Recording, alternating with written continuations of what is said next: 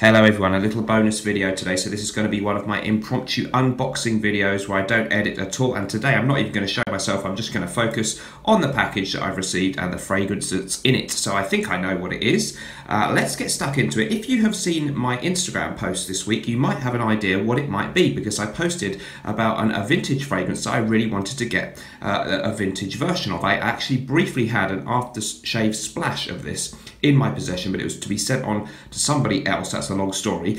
So do follow me on Instagram, because I post a picture of my scent of the day, or at least a scent that I'm contemplating and smelling every day on Instagram. So you get daily Mr. Smelly content on there, and I do sort of mini review of each one. There's almost a Luca Turin length kind of review of each fragrance each day. So it's well worth following me. Instagram is at Mr. Smelly. That should be at Mr. Smelly 1977 actually. And I'll put a link in the description too. So let's get into today's package. So here it is. It came pretty quick. I bought it on eBay, so I haven't got a fancy knife for my unboxings, but these scissors will do nicely.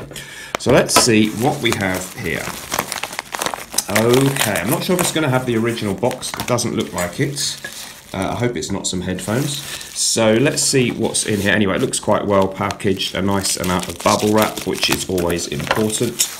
It's very disappointing. It's never happened to me, but it would be very disappointing to get a fragrance that had broken in the post. I know it happens to frag heads now and again. So yeah, great size, just like a perfume box, but hopefully it's not going to contain, I think it's a phone or something. So it is this one, and it's a great bottle, isn't it? It's Ralph Lauren Safari from 1992.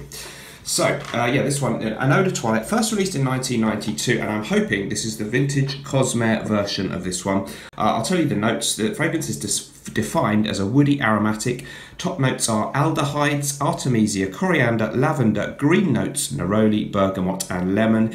In the mid, we have cyclamen, carnation, cinnamon, tarragon, jasmine and rose, and in the base, leather, sandalwood, amber, patchouli, musk, oak moss and cedar. I picked this 75ml bottle, which is virtually full, or it looks almost as if it is unused. I picked this up for £26 something plus postage. It worked out pretty much just over £30 with postage. Now the all-important thing on this one is we want it to say Cosmere on the bottom. I think this kind of lid almost tells us that it is the Cosmere version. Somebody told me with that kind of wooden pattern on the lid. It's going to be very hard to show you that on camera, so I'm just going to look off camera and then I'll let you know what it says. So yeah, I can see in the small print, very hard to make out, but yeah, it definitely says Cosmere. It's the eau de toilette, because I've had it before where people send me the aftershave splash and describe it as an eau de toilette. So it looks like everything's legit on this one. So this one has got real oak moss, we hope, because it was from a time before that was banned. I think it was up till about 1999, 2000 that Cosmere made these fragrances, and then it was they've been produced by somebody else after that. And this one, as well as Polo Green from Ralph Lauren, according to many people, really went downhill after the producers changed for these ones. So it has something in common with Polo Green in that it's a real old school masculine type of fragrance. I've smelled it many times in store, both the modern version and in some cases the vintage version, because a lot of stores seem to have the tester, which I've seen it's the vintage one. It's one of those that sits unloved on the bottom shelf of your stores. A shame, because of that fantastic bottle design, and because it's considered by many a real classic masculine kind of barbershop stroke powerhouse type fragrance. So I'm going to spray a little bit on here, one bit of editing coming up. Big sprayer.